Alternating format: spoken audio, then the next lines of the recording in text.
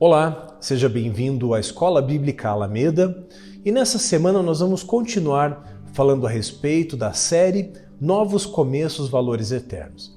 E nessa série nós estamos falando a respeito do Sermão do Monte, uma série de ensinos, uma série de discursos de Jesus registrados nos capítulos 5, 6 e 7 do Evangelho de Mateus. E na semana passada nós falamos a respeito dos tesouros do céu. E nessa semana vamos falar a respeito do capítulo 6, nos versículos 22, 23 e 24, que fala a respeito da luz do corpo e também dos dois senhores. Eu quero iniciar essa aula lendo esses 3 versículos da Palavra de Deus. Diz assim a Palavra do Senhor: os olhos são a lâmpada do corpo. Se os seus olhos forem bons, todo o seu corpo será cheio de luz. Se, porém, os seus olhos forem maus, todo o seu corpo estará em trevas. Portanto, se a luz que existe em você são trevas, que grandes trevas serão. Ninguém pode servir a 2 senhores, porque ou irá odiar um e amar o outro, ou irá se dedicar a um e desprezar o outro. Vocês não podem servir a Deus e às riquezas. Pois bem, meu irmão, minha irmã, esses textos da Palavra de Deus, mais especificamente esses 3 versículos, 22, 23 e 24 do Evangelho de Mateus, no capítulo 6, são, na realidade, uma sequência daquilo que falamos na semana passada. Na semana passada falamos a respeito dos tesouros no céu. E nessa semana iniciamos falando a respeito da luz do corpo e dos 2 senhores. Esses 3 recortes, eles tratam na realidade do mesmo assunto. E é sobre isso que vamos falar na aula de hoje. E o assunto é um só: a mente dividida do homem, ou, em outras versões, o coração dividido do homem. Na realidade, quando o versículo 22 fala dos olhos como lâmpada do corpo, ele não está se referindo simplesmente ao órgão olho, mas ele está falando de uma maneira geral a respeito da mente do homem. E desde a aula passada, quando lemos os versículos 19, 20 e 21, quando o texto falava a respeito dos tesouros do céu, Jesus vai dizer: onde estiver o seu tesouro, aí também estará o seu coração. Por isso, essa sequência do texto fala disso, de uma mente dividida, de um coração dividido. E aqui, quando Jesus fala a respeito da luz do corpo e usa os olhos como figura para representar a mente do homem, tudo aquilo que ele recebe, ele vai falar a respeito de luz e trevas. Ou seja, Jesus faz esse contraponto, esse paradoxo entre luz e trevas. Assim como Jesus disse na lição que falamos na aula anterior a respeito de tesouros no céu e tesouros na terra. E quando Jesus termina aqui no versículo 24 falando a respeito de 2 senhores, Deus e as riquezas. Ou em outras versões como a NVI, quando o texto vai dizer servir a Deus e a Mamon. O fato, meu irmão, minha irmã, é que Jesus está falando que nós não devemos ter a mente dividida. Não podemos ter o coração dividido, porque aqui no versículo 24 o texto é muito claro. Se vamos servir a Deus, estaremos desagradando o sistema do mundo. Se vamos servir ao mundo, estaremos desagradando a Deus. A Bíblia é clara quando diz que nós nos fazemos inimigos de Deus quando somos amigos do mundo. E é justamente esse o centro do ensino aqui de Jesus. Precisamos ter os nossos olhos, ou seja, o nosso coração, a nossa mente voltada para Deus, para as coisas do Senhor. E diante disso, precisamos nos dedicar a Ele com toda a nossa força, com todo o nosso entendimento. É isso que diz a palavra do Senhor.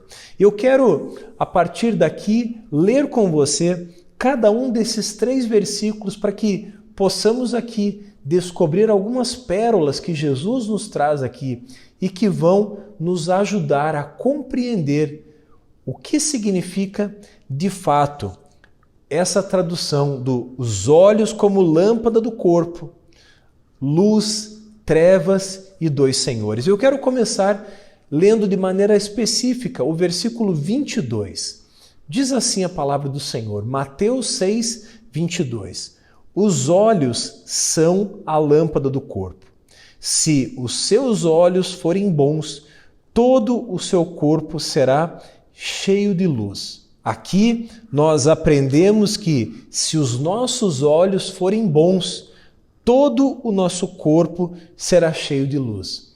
Podemos entender aqui que se a nossa mente estiver voltada para Deus, para receber as coisas de Deus e se concentrar em obedecer aquilo que Deus espera de nós, então todo o nosso interior será cheio de luz. Ou podemos entender que se os nossos olhos forem bons, todo o nosso corpo também será bom. É interessante perceber que o significado dessa palavra bom, no grego, ele dá uma ideia de simplicidade.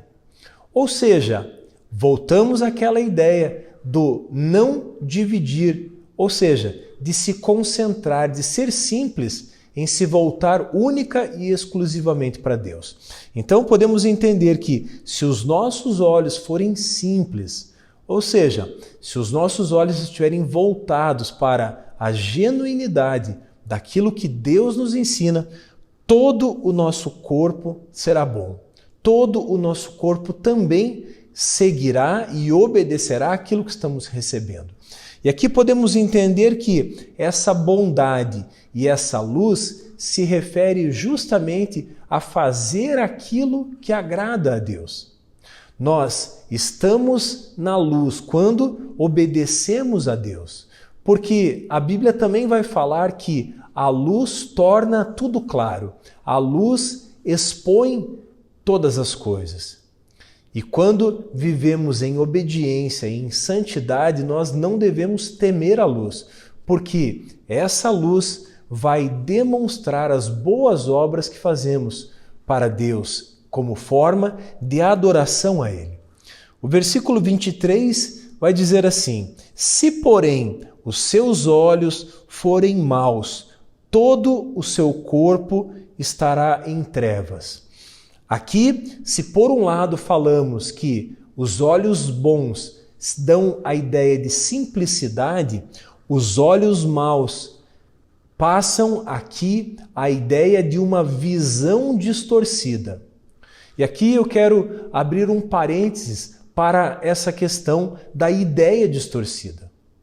Eu e você, enquanto filhos de Deus, temos a obrigação e o compromisso de conhecer quem Deus é e também saber quem nós somos em Deus. E aqui nós também estamos falando a respeito da nossa filiação, a respeito da nossa identidade em Deus. Porque, vamos ser bem sinceros, quando não sabemos quem somos, quando não sabemos quem Deus é, não temos condições verdadeiras, legítimas, de servir a Deus da maneira como o agrada.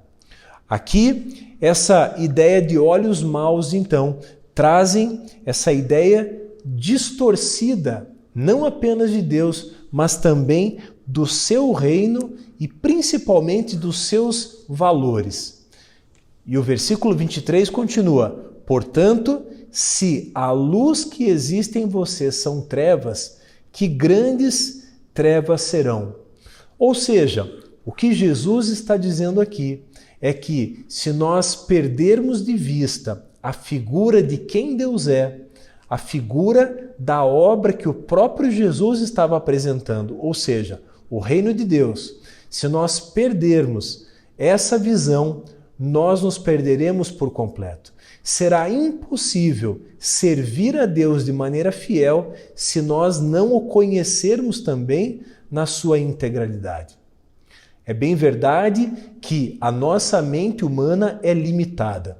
Nós não conseguimos entender Deus na sua totalidade, mas aquilo que Ele transmitiu a nós através da sua palavra, eu e você temos o compromisso de compreender e, mais do que compreender, colocá-lo em prática.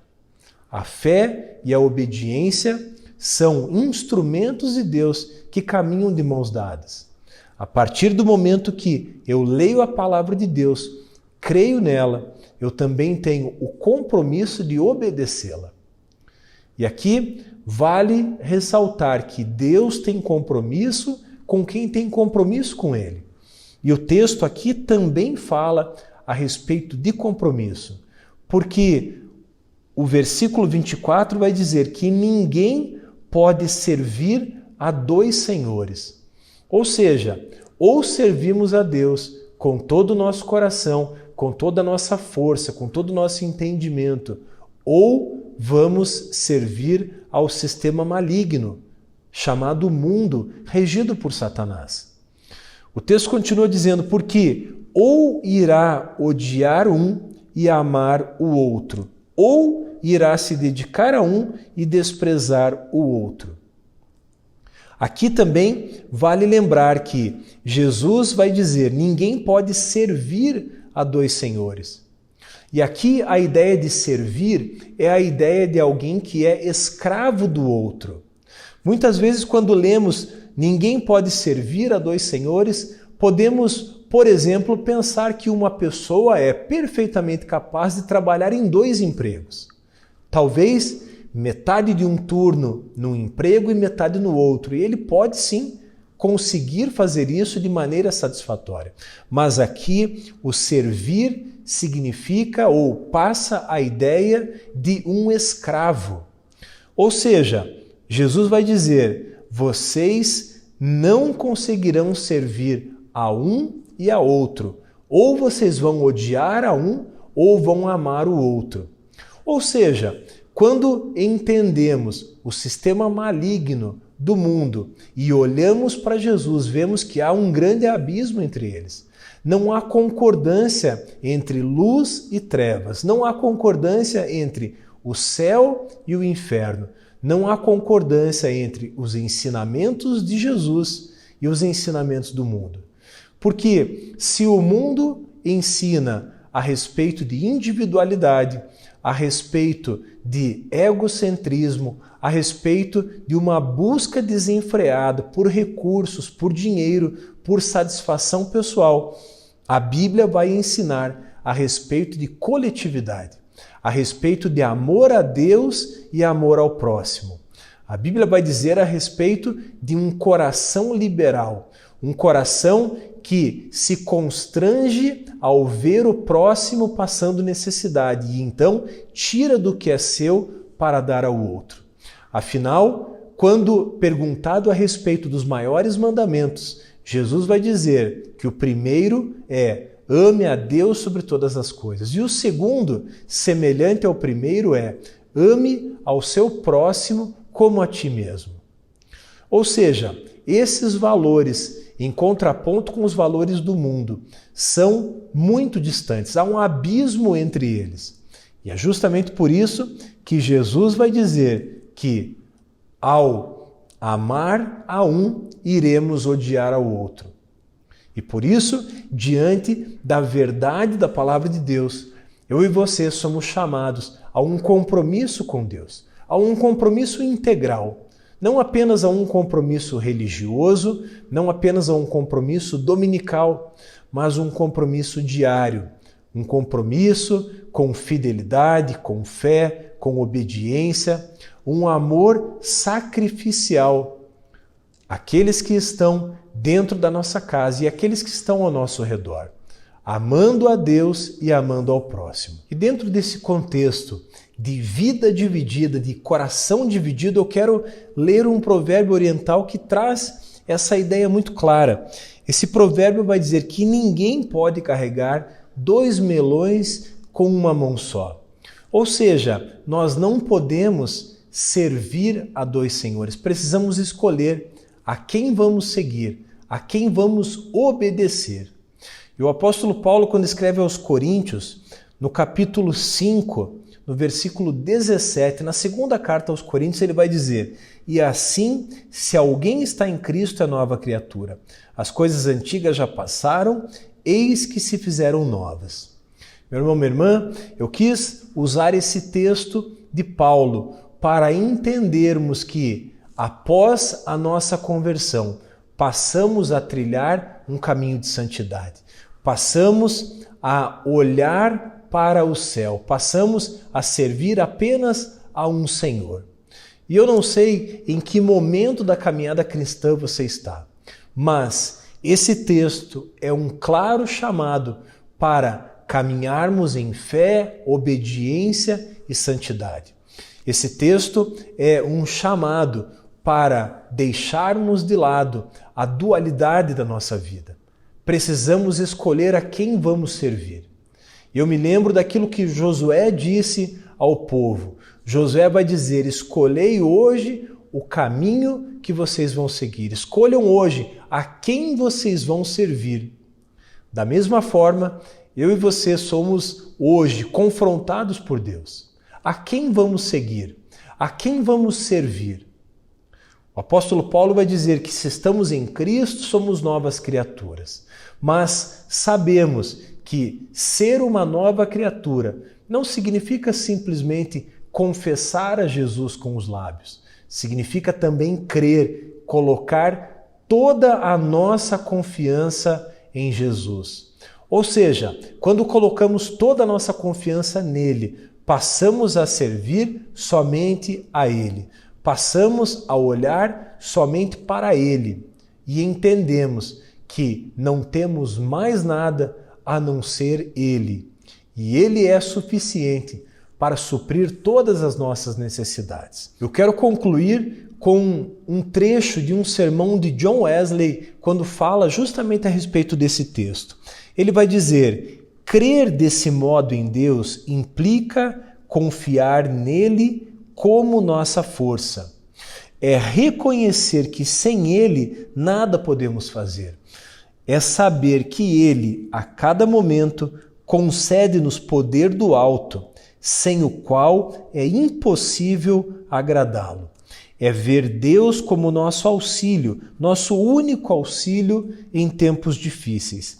É conhecê-lo como nosso abrigo e defensor, aquele que nos eleva a cabeça acima de nossos inimigos. E nesse texto algo me chama a atenção. Quando o autor aqui, John Wesley, vai dizer que sem o qual é impossível agradá-lo, sem esse poder vindo dele, nós não conseguimos agradá-lo, ou seja, até mesmo para agradá-lo, até mesmo para servi-lo, até mesmo para obedecê-lo, eu preciso da força que vem dele. E essa força ele mesmo nos dá através do Espírito Santo. O próprio Deus habitando em mim e em você, em todo aquele que nasceu de novo. Esse Espírito Santo então nos dá força para vivermos e agradá-lo. Pois bem, eu encerro aqui essa aula fazendo uma sugestão de leitura. Esse autor chamado Cash Luna vai escrever Em Honra ao Espírito Santo, falando justamente a respeito da figura do Espírito Santo, a terceira pessoa da Trindade.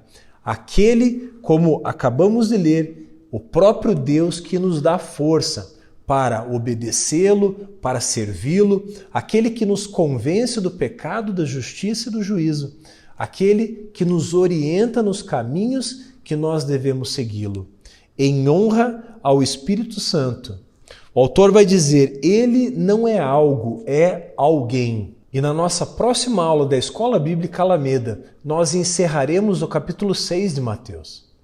Quando Jesus vai dizer, busquem em primeiro lugar o reino de Deus e a sua justiça, e todas as demais coisas lhes serão acrescentadas. Na semana que vem falaremos a respeito do ensino de Jesus sobre as preocupações. Eu desejo a você uma semana abençoada, uma semana cheia da presença do Senhor e que você possa ter os seus olhos fixados em Jesus e que você possa viver uma vida de obediência, fé e santidade. Se você gostou desse vídeo, se ele foi útil, deixe o seu comentário, deixe o seu like, inscreva-se no nosso canal e não esqueça de ativar o sininho para receber as nossas notificações. Deus te abençoe e até a nossa próxima aula da Escola Bíblica Alameda.